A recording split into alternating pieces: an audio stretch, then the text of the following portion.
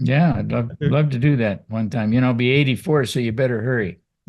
October. So I wouldn't, I don't even buy green bananas anymore. You're not sure how long they're going to last. That's Yeah, really when I buy insurance, I only buy it in 2-month increments. It's like I don't want to overspend here. well. Let's hurry up then, because I don't want to waste too much of your time. Is there anything off limits out of respect for you? What? No, no, No. no. If it comes up off limits, I'll just politely say something about it. It's fine. And I haven't, I've probably done 1,000 of these, so it's all good. We're here to educate people and get the truth out, and so that's all we can do. I love that. And don't worry, you're in perfectly good, safe hands with me. No one out of the 1,000, I think I've done 1,000 interviews. No one yet has said that's off limits. So we're in good hands. All right, good show. I Roll it. normally, I normally do a quick formal intro, Walt, and then we dive right in. All right. Well, everyone, welcome back to a very exciting episode of the Storybox podcast.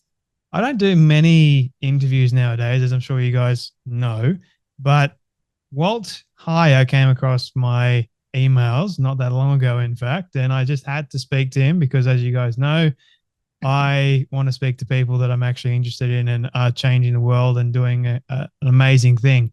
Now, I could boast about Walt and his story, but I thought it'd be best if Walt does that and he shares who he is, what he does, and why he does it. So, Walt, can you please take it away, my friend?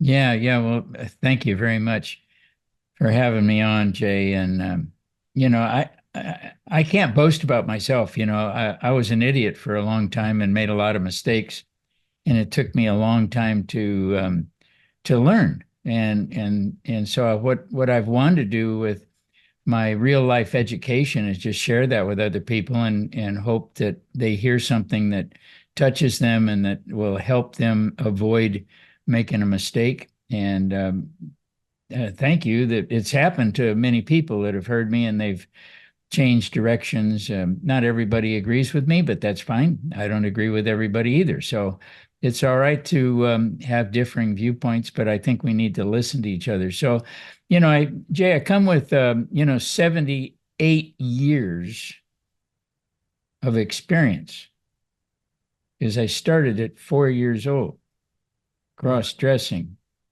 with my grandma. So, um, not too many people can boast or talk or discuss something that where they've started life at such a young age and went through the whole thing and had the quote gender affirming surgery, which is a crock. They don't do anything to your gender. All they do is mutilate you. So let's kind of get over that one. There is no gender transition. There is no, they just destroy people's lives. The fact of the matter is the whole procedure just devalues, dehumanizes, and destroys you. There's only three things the surgery does: devalue, dehumanize, and destroy. So I don't use the terms. There are no transgenders. Nobody's ever transitioned. And quite honestly, I haven't found anybody that had gender dysphoria.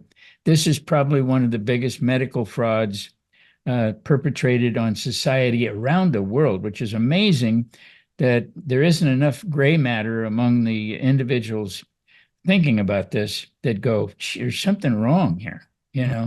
This can't be. And, nobody medically changes, nobody biologically changes, nobody scientifically changes, nobody changes anything.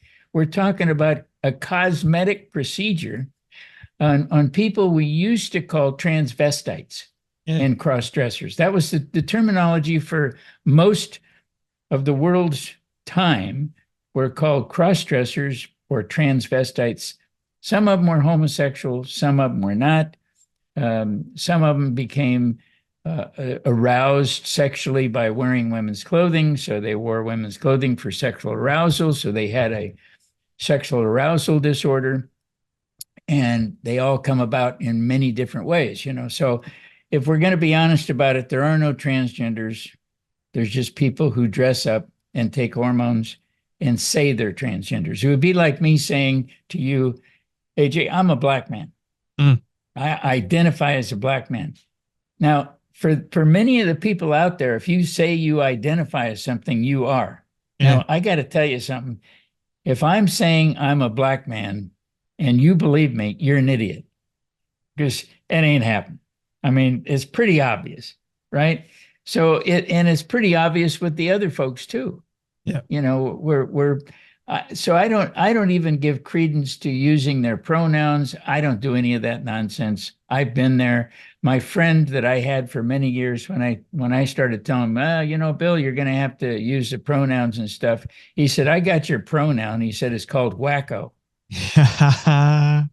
And so he still calls me wacko. And I mean, he's both of us are quite old compared to when we did all this stuff. So I haven't spoken to him in a while, but I'm sure he would call me wacko today. So that kind of stuck.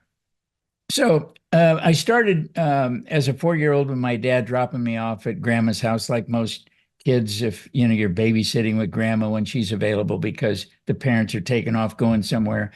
And grandma was a seamstress, and grandma made dresses and made money making dresses. And I was curious about it. And for some reason, just hanging out with her on those weekends, I became interested in women's clothing and she made me a purple chiffon dress, told me, and made it perfectly for me for a 4-year-old little boy. And without having any knowledge at that time in 1944, that putting a boy in a dress and then telling him how cute he looks, and I only understand this today in hindsight, that's called psychological and emotional child abuse. Yep. You don't do that. It's something you just don't do. Confusing the child. Right. Well, you got a developing mind at 4 years old that isn't mature until 25 to 30 years old. And so why are we introducing these adverse situations to children at such a young age and causing them harm? That's what we're doing. We're just harming an entire generation of children around the world, which absolutely blows my mind.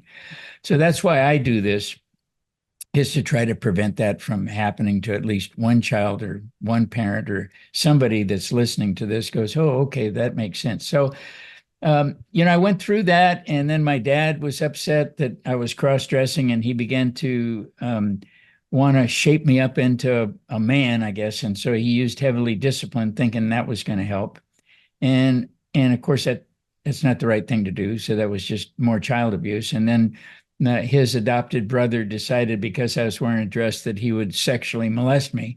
So that was even more abuse. So when you have these events happen to you as a young boy, before there's any terminology, I mean, in the 1940s, there was no words, right? I mean, all I was getting cross-dressed, being hit with a hardwood floor plank, and sexually messed up by my uncle. And so I had to deal with this on my own by the time I was 8 or 9, 10. By the time I was 13, I was secretly identifying as a girl, Crystal West. I mean, I wasn't going out dressing as a girl in those days. I just internalized it and said, I'm Crystal. There was a couple of people I probably, quote, came out to, but I didn't make it a big deal because I was probably the only one that I ever even knew about. And then Christine Jorgensen made the headlines, I think, in 52, 53, 54, something like that. I don't know if you're familiar with. And so when Christine Jorgensen hit the headline, that was the first time I ever heard the word. They'd attached to this surgical procedure. So that was what I attached to. That must be me. That must be what I'm going through. And I want to say, Jay, right here, this is so important. What the fact of the matter is, what I went through it has nothing to do with gender dysphoria. It has everything to do with child abuse. It was all child abuse. It was physical child abuse. It was sexual child abuse. It was emotional and psychological child abuse. Now, so when people are abused, whether they're in the war or wherever they are, they try to escape. I mean, the whole idea when you're being abused and you have no way to defend yourself, you try to find a way to escape. So that the escape hatch for myself and many people was this idea of becoming someone else. Well, in those days, the only other thing you could become was the opposite gender. So you thought, oh, if I escape there, and I actually remember saying to myself, if I become this other person, that person never got abused. You see, so it was this sort of taken on this pristine identity that was never abused like Walt was. And so I went on through life with that, dealing with the cross dressing. And I ended up getting married because I was never homosexual. I don't even understand those people. I've my sponsor in AA, I've got 37, 38 years of sobriety, is homosexual. And he thinks the work I'm doing is fantastic. I mean, he's such a great supporter. I've never, discussed his homosexuality. He just was somebody that came along at a time when I needed a sponsor. He had a big house. He gave me a room in the house. He fed me, took care of me until I could get my life back. And he did that, and which was amazing. But there was never anything. He was just he used to rescue people who were alcoholics because he was a recovering alcoholic. And he was fairly wealthy, and he was able to do that, but he didn't expect anything in return. So, the guy saved my life, really, in many ways, along with several other people. So, and I tell Ben, I said, I don't understand you, but I'm sure glad you came along and pitched in and gave me a place to stay, So I got married. I had children. I was an associate design engineer on the Apollo space missions. I helped develop the Acura division for Honda. And when I got to that point, I was starting to fall apart. And what was happening was I'd never dealt with the psychological abuse, the physical abuse, or the sexual abuse. I just kept burying it. And I was drinking. I was using cocaine. How do you make this stuff go away? It's what I was trying to do. So the next step was the cocaine, the alcohol didn't do it. So maybe hormones and surgery will do it. So I go to the gender clinic, which, by the way, anybody hearing my voice today, never in your life go to a gender clinic. They are butchers. They will destroy you. They have no intention of helping you. They are absolute butchers. And they will make your life hell on wheels. So don't go. I went to him and he said, well, you got gender dysphoria. Well, I didn't have gender dysphoria, but that's the term that they use for everything. I mean, I think if you brought a rock into a gender therapist and put it in front of them, it would be gender dysphoria. That rock has I mean, there's nothing else in their life. So, and it's, there was no voices out there like mine at that time speaking up and saying, don't do this. The bridge is out. It's nonsense. That was all you heard. This was 1981. Long time ago. You weren't even born. No. See, I wasn't worried about it back then. Yeah. So, this was like new stuff. And so that's what you heard. That was a mantra. That must be it. And there was no places to go. There was nobody to talk to. There was I mean, I'd go to my doctor and he'd go, huh? I don't know what you're talking about. They didn't know. Nobody, and churches didn't know. If you went to your pastor, go, I don't know. And so, so I said, okay. So I started on the hormones. I had the surgery in 1983, 41 years ago, and lived the life, identifying as Laura Jensen. And after about 7 years, I went to a gender therapist at Stanford University, and I said, tell me something. So how long do you have to do this stuff before it starts working? And she goes, well, you need to give it time. I said, 7 years. I've been in this, and I'm still struggling with stuff. And so if 7 years isn't good enough time, is 10 or 12 or 13, or what's it going to take? And she didn't have an answer. And so I realized that it wasn't the answer. But now I'd totally destroyed my life. My marriage was gone. My daughter wasn't talking to me. My son would talk to me rarely. I had destroyed all my relationships. I was a pariah. Nobody wanted to talk to me. I was at one point homeless, no money, living in a park in Long Beach, California, in a pile of vomit. And that's when I said, I think maybe this is not as good as what I had when I had 2 parking places and I was making over $1,000 a week net on my paycheck back in the 80s. And so I realized that, this has gone haywire. And then I'm trying to find help. By this time, it's 1988. and I wrote a poem called "Who Am I?" And this poem was a cry. And like I sat down at breakfast in a cafeteria and started writing this poem. I'm going like, who's out there? Somebody help me. I'll do anything. Come to me, help me. I don't know. Nobody seems to know what to do. And so that was kind of the breaking point for me in terms of um, realizing the whole thing was a scam and that my gender didn't change. All they did was, cosmetically alter me to where you can't function. That's where they devalue you as a human being. And so then it took another year or so, and I started to challenge the doctors because now I'm wanting to resurrect my birth certificate that said Walt Hire male on it. And so I had to have a doctor sign an affidavit. So I got the guy who did the surgery and the person who approved me, Dr. Walker. And my therapist, Dr. Paul Walker, actually was the guy who wrote the original standards of care, the WPATH standards of care. He actually drafted the standards. I didn't have some slouch from a back alley. This guy was a world-renowned guy, and he got it wrong. It was pretty convincing to me that nobody knew what was going on. The whole thing was a scam.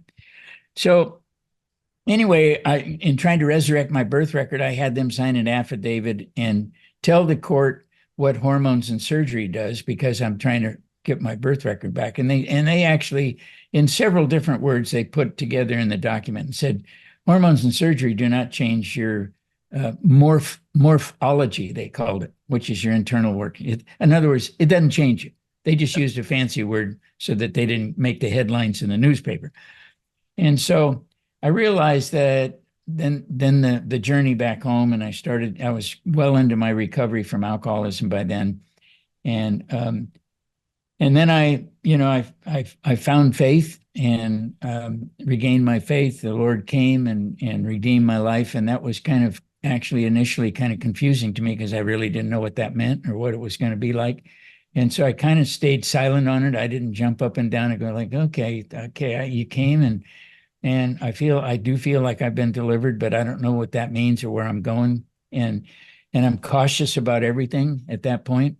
And so for probably a couple of years, I let the sobriety kind of take over. And then I met a lady who's now my wife for 27 years.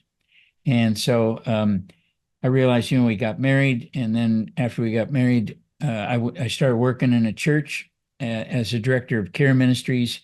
And I realized I wanted to help people. And so I studied psychology at UC Santa Cruz. And then I went out on my own and opened up the website Sex Change Regret. My wife is a graduate of Berkeley and she knows how to do all that website stuff, and I didn't. I couldn't even open a computer. I needed help with that. And so she got the website going and we took off. And, we were out there before anybody was with the website, probably thinking maybe 13 years ago.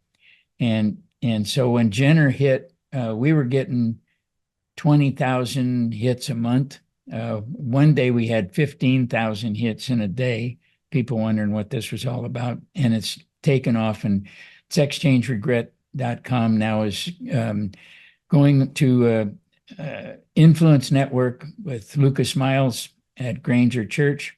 And he's taken that over, and he's going to have billboards all over the place. You're going to have them everywhere.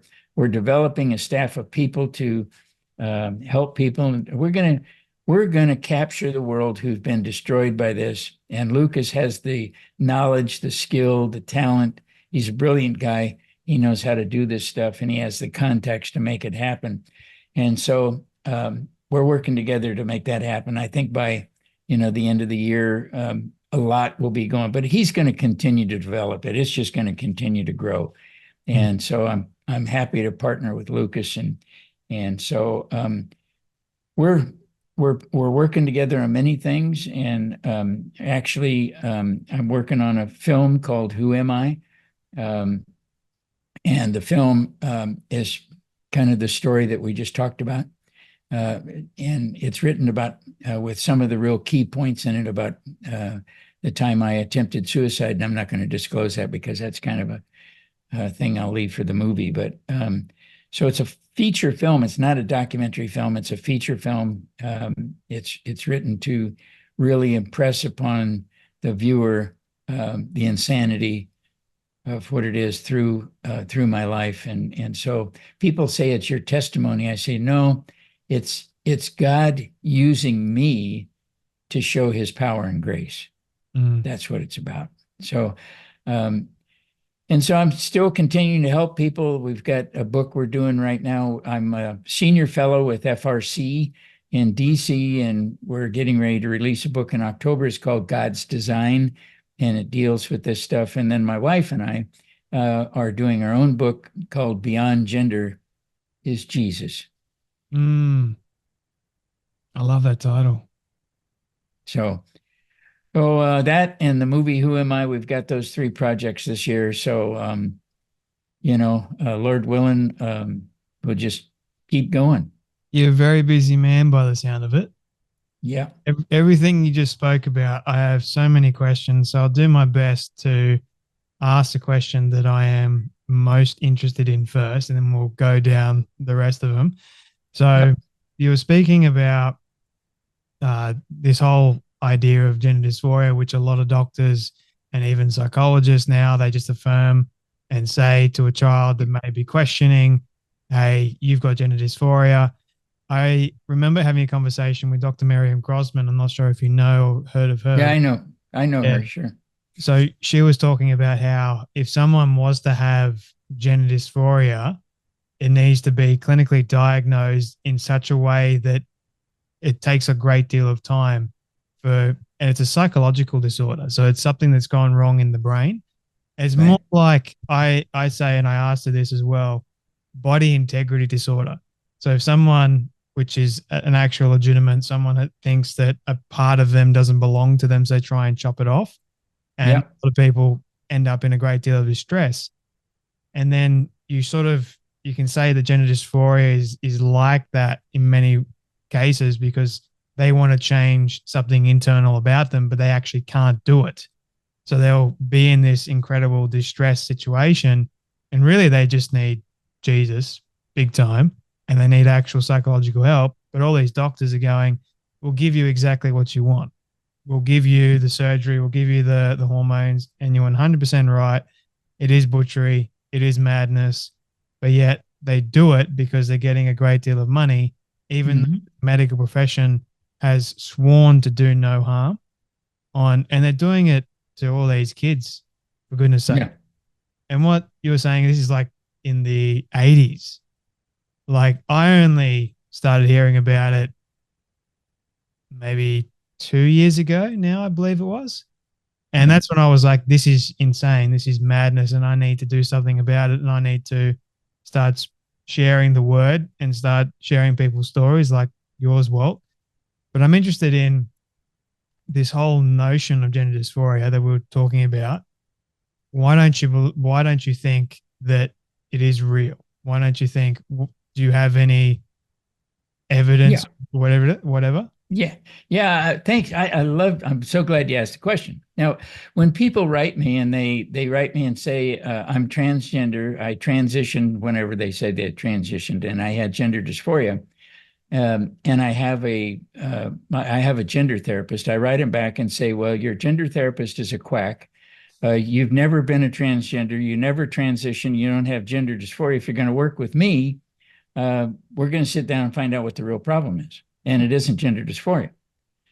I don't say that to everybody, but my point is that I cut to the chase. I don't buy into anybody telling me they're transgender, they transitioned, or they had gender dysphoria, because I know that right off the top is untruthful. Mm. So I want to find out what happened. So here's what I ask Jay. I always ask him when I get into this conversation, tell me what happened to you that caused you to not like who you are. And see, when you ask that kind of a question, I mean, they'll say they got gender. I say, I don't care about that. Tell me what caused you to not like who you are, because no one who liked who they are would destroy themselves with Yeah, hormones and surgery. that's So good. it's self-destructive behavior. That's if we understand and have some intellectual thought process, we can see that cutting off body parts is self-destructive. So Mm. why does somebody want to destroy themselves? I've asked him many different questions, many different ways. Why do you want to erase who you are? Why do you want to destroy who you? Why do you want to engage in self-destructive behavior? You know, when you pose those questions to people, they've never heard them before, Mm. and all of a sudden they're going, "What do you mean?" Just like we're talking today. And so what I find here's, I mean, I've got 1,000 examples, but you know, a lady wrote me and said, my 23-year-old son is identified. This was about 2 days ago. My 23-year-old son says he's transgender. He's taking hormones and he's going to identify as Lucy or whatever it is, which is nonsense. So, and I write her back and I say, well, tell me what his childhood was like. And she wrote back and said, well, he didn't have any trauma. I know you talk a lot about trauma. He didn't have any trauma in his childhood. And I wrote her back and I said, what happened? Something had to happen because people don't go do what he did unless something happened. You know, did his dad die? Did his uncle commit suicide? Did he move 15 times? Was he in foster care? What happened? And so then she writes back and says, oh, well, his older sister did have him naked behind the couch when he was younger and was playing doctor with him. Well, playing doctor, she was molesting him. And so he learned that behavior, right? And then she continues to talk about him acting strange after that. And then he began molesting girls. Mm. So now we've got a guy that was traumatized and he's a molester because he's trauma. He needs this. He needs trauma therapy. He needs all kinds of therapy. This is not gender dysphoria. That's why when I say it's not gender dysphoria, the point that I'm making is if you go back and peel back what caused them, what was the event? And the events can be somewhat benign and it could be moving. You know, they moved and they had a great deal of friends and now they're isolated in their bedroom. They don't like their friends. They don't like where they're going. Their parents are fighting. Dad is off in the merchant marines. Mom's an alcoholic. I mean, you can go. The point is, the list is about 500 things long. And somebody like myself who's been doing this for so many years and working with thousands of people, I just keep probing until I get the answer. I don't let them get away saying, no, nothing happened. Maybe it might have been pornography. It might have been them being on the computer and looking, you know, getting caught up in these video games, which I don't even know, but it's anime and all this other stuff. I don't get into that. I'm not even on social media. I just like that stuff so much. Or it's because it's a social contagion. Yeah. And the social contagion aspect is that we have people identify. I had a teacher tell me at a conference, I have kids, he's telling me, I have kids in my class come up to me and say, hey, teach, I'm afraid to not identify as a transgender. They're bullying me. Mm. And he said, I'm not a transgender, but I have to say I'm a transgender or I get bullied. Yeah. So when that's not gender dysphoria, you know, pornography, a bad child life, all these things, I will say this and I stand by it. People can have dysphoria. I'll buy dysphoria, but it's not about gender. And so I look for what the dysphoria, where it arises from. And if we all get rid of the word gender and start looking for the cause of their discomfort or disordered thinking or disordered behavior, why are you having that? You will find out gender dysphoria doesn't exist. Why do they think? Why do they think if they've got this dysphoria?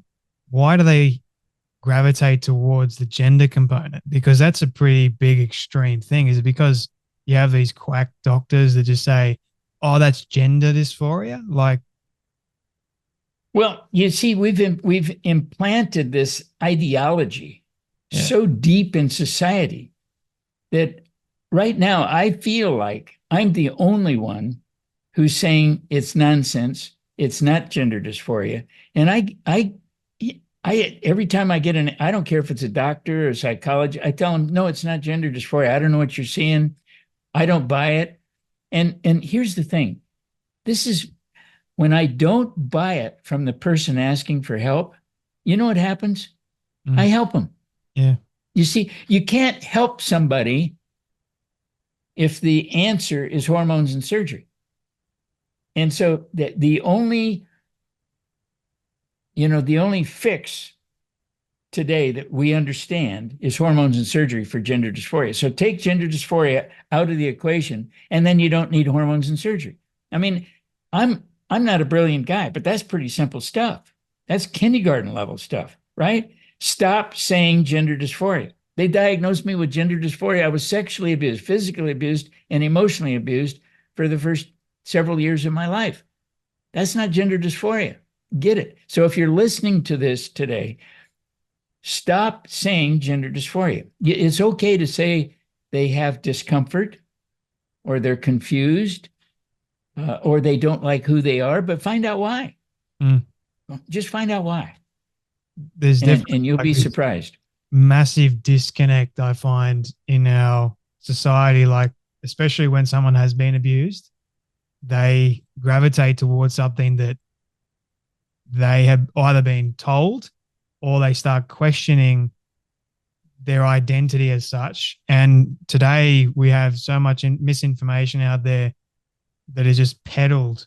And it's like kind of like this groupthink idea. So if you feel alone in this and someone's told you, the more times they say to you, this is it, this is exactly what's wrong with you, then you're like, oh, maybe that is true. Maybe that is the case. Even though it is a lie, you don't question the lie because you feel safe in the lie. And so because they feel safe in the lie, they don't care about what's happened to them anymore. They don't dig any deeper. And they go to that group think connection group, whatever, and they feel safe and comfortable there. But really, it's just like this ticking time bomb that is about to explode because nobody in there has received the actual help that they need to receive. And so they're all on these hormones and these puberty blockers. And I'm like, how in the world is prescribing all that going to really help a person that is dealing with some level of confusion or distress? It's not. It makes it worse. And when they are on it for a long period of time, they're still questioning. Like it doesn't make any sense at all. And that's what just boggles my mind surrounding this thing. It's like none of it makes any sense, but yet so many people are so they'll boil it down to you're being what's the terminology? You're being nasty or you're transphobic or whatever else that they boil it down to. I'm just like, you're stupid. You're a lunatic. Yeah. Well, I think I can help you boil it down. If we take, I love to use words that actually help us understand what's going on. All of these people go into the echo chamber. Yeah. They go into the echo chamber for one reason and one reason only. They're trying to numb the pain. Mm-hmm. They're trying to numb the pain. And that is the quote, easy, quick fix. So when you have this echo chamber of every voice, well, you can go online, you can go to your school, you can go to your friends, you go wherever you go. And in many cases, the parents are not helping. And certainly we have some people in our churches who are not helping. Oh, yeah. And that's sad to say. And so the echo chamber is a place for them to try to not feel the pain. And I know I've talked to some, Jay, that go through this procedure of boys that were sexually abused, and they want to remove their, listen to this, they want to remove their genitalia and identify as a female. But why? When you get down, why? Because if I remove my genitalia, no one will touch me there again. It's a defense mechanism against being sexually abused. It's in their head. They think if those are gone, then I'm free from being abused. It's intellectually dishonest to tell people that they can change genders with hormones and surgery. And it's mind-numbing to me that people believe it. I mean, I don't like using the term, but if it helps people sort of shock them into it, you have to be a blithering idiot to believe that filling somebody with hormones and cutting off body parts can change them into a different gender. It doesn't happen.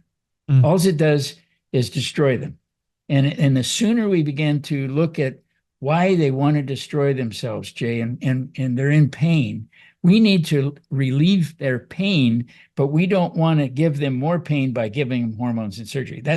That's Frankenstein stuff. Yeah. You should, all the gender clinics should have Frankenstein paid for this. This is Frankenstein monster stuff.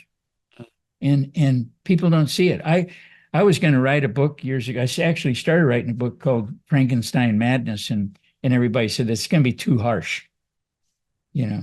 So, you know, now I'm 83 years old and I speak about it, and I guess I'm still too harsh, but now you've got a lot of experience and wisdom from years, and you've lived it. Well, that's the whole point. Like, you've lived it and you've realized the truth.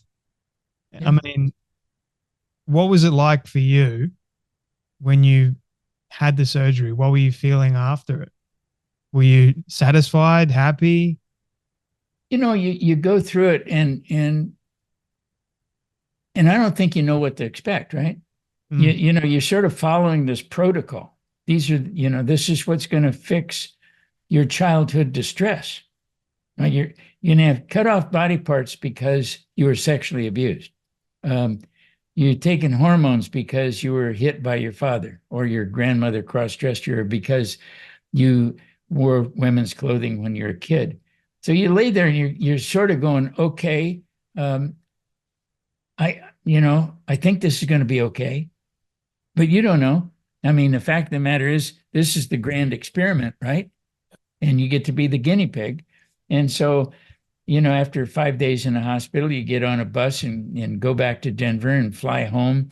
And I went to see a friend of mine that I'd worked with for many years. And within just a few days, you know, we're sitting around talking, and I said, man, I sure hope this isn't a mistake.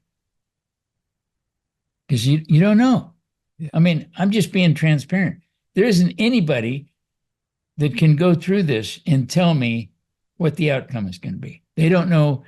You know, many people do this based on feelings and based on stuff they saw on the internet, based on what somebody told them, based on this diagnosis of gender dysphoria. And by the way, the only way on this earth that you can get hormones and surgery is if somebody gives you the diagnosis of gender dysphoria. So they have to diagnose you with gender dysphoria. It's written in the script. Yeah.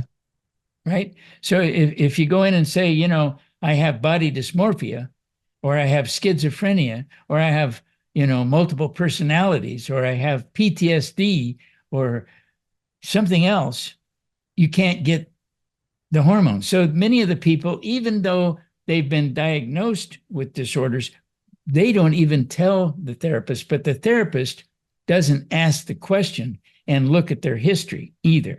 So both people are at fault. Because you've got politicians that create laws that stop the therapists from doing their job properly.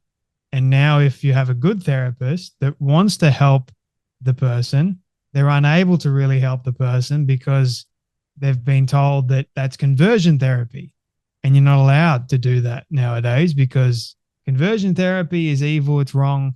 That's sadistic, not cutting off human body parts. Can I interrupt you right now? Because I love that. Conversion therapy, you said, is evil, right? It's wrong. It should be against the law. Jay, take this moment and put this right up on the wall next to your eagle sign. The only people on planet Earth that are doing conversion therapy are the gender clinics with hormones and surgery. No one else is. And I agree that that should be against the law and they should go to jail. Yep. Because the only thing that people like myself are doing is trying to prevent them from going through conversion therapy. We're trying to stop conversion therapy. Yeah. That's exactly. Everything I do is trying to prevent somebody from going through conversion therapy. Yeah. And nobody wants to talk about that either. I don't know why we have sort of sucked up their language, and we are acting like complete fools. And if we had a chorus of people saying, and writing laws about the people that are doing conversion therapy or the gender clinics. We should be writing laws about that. Yeah. I'm not converting anybody. I'm just trying to keep them whole the way they are. That's not conversion therapy. And by the way, about 92 to 95% of the people over the thousands that have worked with me are heterosexual. It's not even a homosexual issue. These people are damaged human beings that had something happen to them. And I've got so accustomed to going, no, you're not transgender. Something happened. Let's find out what it is. And the beauty of it is, I'm an old guy. My website's been up a long time. And if somebody writes me, they've already been to my website. And they can see on my website that I'm not buying into it. And so they already have the mindset. They want to find out what went wrong. So I'm just giving them the truth that they already know. And if we all start speaking that way, we can prevent people from going through this and start using the language that is really helpful in preventing people from taking hormones and having surgery. You're right about how this is not a homosexual problem. And I still find that interesting too, because everyone's going, oh, you're born gay. And I'm like, no, you're not. Like, seriously, we can have a debate about that another time. I mean, not you and I, Walt. I'm just saying, people that say that. Exactly. It's rather interesting to me because there was this Canadian doctor, he was a therapist, Ken Zucker, I believe his name is. Mm-hmm. And he did I know Ken. Yeah, he did a brilliant experiment of saying if you leave the kids alone, a vast majority of them will be fine. They'll grow up to be great adults, get married, whatever else. And then a small portion will grow up and have homosexual tendencies. But you know what? Today's day and age, they're like, no, you're not homosexual, you're trans. And then they'll confuse the living daylights out of that person. So to say that there's a guy on YouTube, it makes me laugh, but it's also incredibly sad. He thinks that he's straight because he's dating a trans woman. And the man has a penis. And he goes, I'm not gay because he presents as a she, and he's trying to convince himself of that. And the video put them both on a lie detector test. And because he apparently told the truth that the way he sees his partner as a she, because he sees him as a she, see how bloody confusing this is? That makes him not gay. I'm just like, mate, you're an idiot. You're gay. Yeah. If you're, it just, to me, well, yeah, the level of insanity is beyond my own level of comprehension, to be honest with you. Yeah. It's just, it is. I mean, and people sit around. I mean, how about, the guy who, quote, changes gender and then he says, I'm a lesbian because, they're all nuts. I'm sorry. I used to be one of them. So praise the Lord. He saved my life. I'm not a complete idiot. I'm just a little bit of an idiot, which is kind of okay. But before I was a total buffoon idiot, and the Lord came and saved me. And anybody can, here's the thing. I want people to, if you're struggling, what I want them to do is get down on their knees and confess they're wrong, admit that they're not transgender, admit that they didn't transition, admit that they don't have gender dysphoria, and ask the Lord Jesus Christ for his hand, and ask the Lord Jesus Christ to redeem and restore their life. But what you have to do first is forgive every person that you're holding a grudge against. You can't blame everybody for what happened to you. You've got to get the junk out of your own trunk and turn it over and say, I'm responsible for what happened. Nobody else is. Lord, come and be with me, and pray for that to happen. You may have to pray 100, 1,000 times, but keep praying. And I can guarantee you, like I did, You can pray it away. It may take time. You don't do it in one prayer. That whole thing about pray it away. You can pray it away, but you got work to do. You can't just walk up and pray. You got work to do. You have to clean up your side of the aisle, admit you're wrong, admit you're a sinner, admit that you need Jesus Christ, admit you need a relationship with Christ.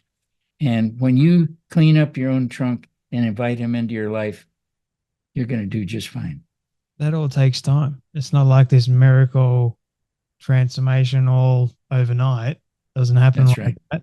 Salvation is instantaneous. The moment you call upon the name of the Lord, Christ says you will be saved.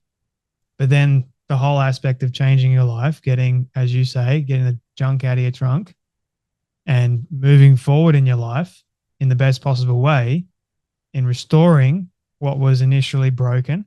You can restore that. You're a living example of that, Walt. And the moment you start living life in service of Christ, in service of others, it's a lot better. It's a lot more freeing. That's right. That's right. So, and I've got books out there. If people want to help support me, buy my books, Trans Life Survivors, Paper Genders, Gender Lies and Suicide. They're on my website. And so I'm just thrilled to have been on, and I'll come on anytime you want. I've still got loads more questions, Walt, if you got time. Oh, yeah. How much time we going? About 25 more minutes. Is that okay? Whoa, okay. One thing I got to do is get the water turned off because it's going to flood my yard. Oh, go for it. Hey, Casey, can you go turn the water off? Yeah. Yeah, you might want to wear your galoshes. It might be fairly deep out there. I don't know. You might have a bit of a drowning problem. Huh? I'll just wear yours. Okay. All right. All right. So that was all I got concerned because I'm on acreage here, and part of it is grass and beautiful, and I'm watering it. So Totally fine. I Yep. appreciate your time, Walt. But yeah, I've got Yep. a few more questions. And one of those lay them on me. I'll cut through them. Let's get after it. one of those questions is, you're now married. Yeah. What was it like the first time telling your now wife what you did? Well, I was actually giving my testimony at a church when she heard me give my testimony. So she knew me for 5 years before she knew my story. She knew my whole thing. And so I didn't have to tell her, she knew the story. And her thing was, you've been through it all and you've come out the other side, Jesus, that's the man I want. So, and that's why it worked. And so, and then she wanted to join me in the ministry, and she's a huge part of, she does all the editing in the books because my books aren't Christian enough for the Christians to publish. And they're too radically Christian for the non-Christians. So we just have to publish our own books. Isn't that crazy? I'm not Christian enough. I don't know what you're supposed to do. But anyway. What does that even mean? I don't know. I mean, the Christian bookstores, I mean, I had a book that had bullshit in it because it was a quote that a former movie star who played a role as a transgender, lived the life for 30 years, said it was, living the life was bullshit. So I just used their quote. And the book's no good because they won't put it up because it has the quote. It's like, I mean, come on. It's cow dung. I mean, this is like, come on, man. So, I kind of get a kick out of it. And I had the same thing happen with some people in Poland. I went over there and spoke. They loved it. And they said, well, your books aren't, you don't have enough biblical references. You don't have enough this and that. Okay, that's fine. I mean, I'm not the Bible. I'm talking about my story. I didn't write the Bible. That Jesus came and redeemed my life so that I could deliver the message of Jesus to you. If you want the Bible, go read it. It's not my book. So she's been a huge part of everything that we do, and so that's been exciting. I didn't have to tell him.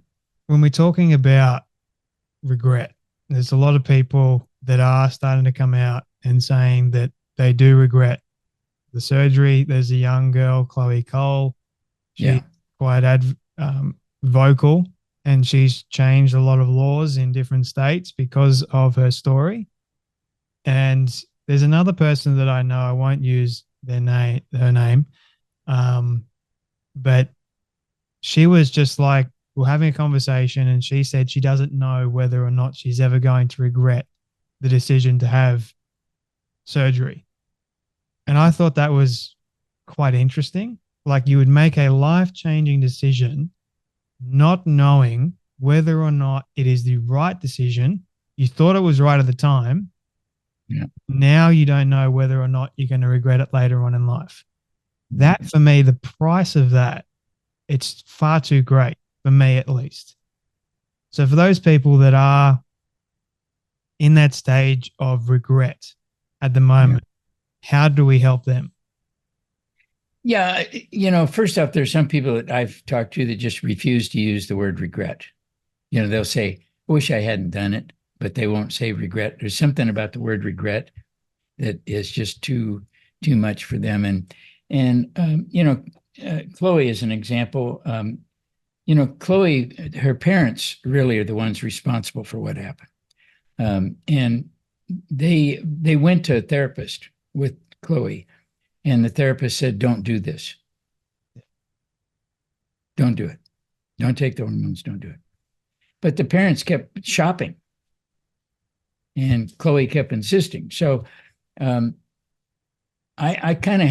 personally have a little trouble with that one, because you had the message. I wish somebody would have done. I mean, when I think about that story, I go, I wish somebody would have told me not to do it. Mm.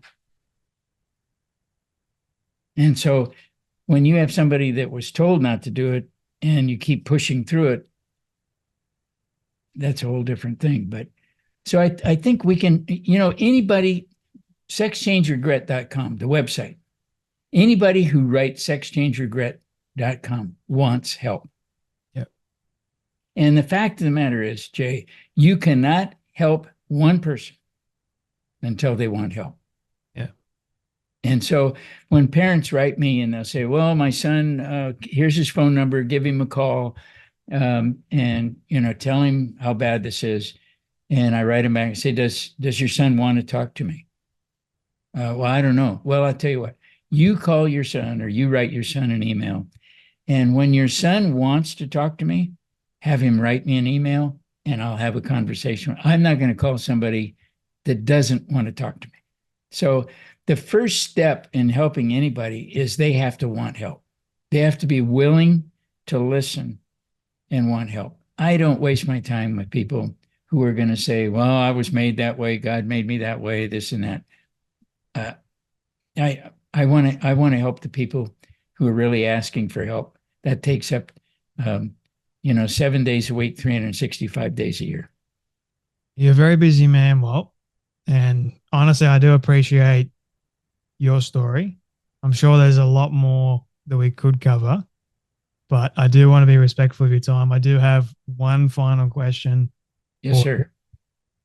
If you were able to go back and tell yourself one thing, just anything, what would it be? Yeah. If I could go back and tell myself, I would realize that being emotionally, psychologically, physically, and sexually abused makes it necessary for you to get proper psychotherapy to help recover from a crime. Those are crimes. I want people to put a label on it. It's not just sexual abuse. Those are crimes. They're crimes against humanity. And the people who perpetrate the crime should be put in jail. And there's a reason they're a crime, because they do psychological and terrible harm. You lose your identity when somebody sexually molests you. Yeah. And so that would be it. I would say, well, you need therapy. I mean, yeah, I was sexually abused as at the age of 6. So I understand, but I never questioned my gender or my sexuality because of that. I mean, there were other things that came because of it, but I really do feel for a lot of these kids nowadays that are being lied to. And I'm grateful that I get to have you on here to tell the truth. And hopefully people will listen. And if they are struggling, they'll go to sexchangeregret.com and that they can get help. Yeah. Help that they really need. And I'm glad, Jay, that when that happened to you, there's a thing that we know in the clinical circles, it's called resilience. And there are people like yourself who suffered something that was horrible, but had resilience. And what we do know that some people who suffer those things, it accelerates them to be extremely successful. The people who don't possess that resilience are the ones that we're talking to that end up being cut up and sliced up. They become vulnerable. So God gave you resilience, and that's a good thing. God bless you for that. He gave me resilience, and he gave me good parents and a good community around me. And like, I do feel for a lot of these young vulnerable minds that are, they're seeking, but all in the wrong places. So it's good to share these sorts of things, and hopefully YouTube and everything else won't take this down, because they have done to many of my other videos, because they see it as hateful for some reason. It's ridiculous. It really, really is. But I'm grateful for you, Walt, and you're welcome back anytime, because there's a lot more things we could definitely cover. Believe you me. Yeah. Well, you're a good man. I wish you were my neighbor. That's I feel just a certain connection to you. You're a bright guy. You're a sharp guy, and all the best to you. And I hope they don't take it down either, but you just keep digging. I'll just keep re-uploading it. All right. I wish you were my neighbor too, Walt. We could have some very good conversations, that's for sure. But thank you for joining me today on the Storybox podcast. My pleasure, Jay. Thank you.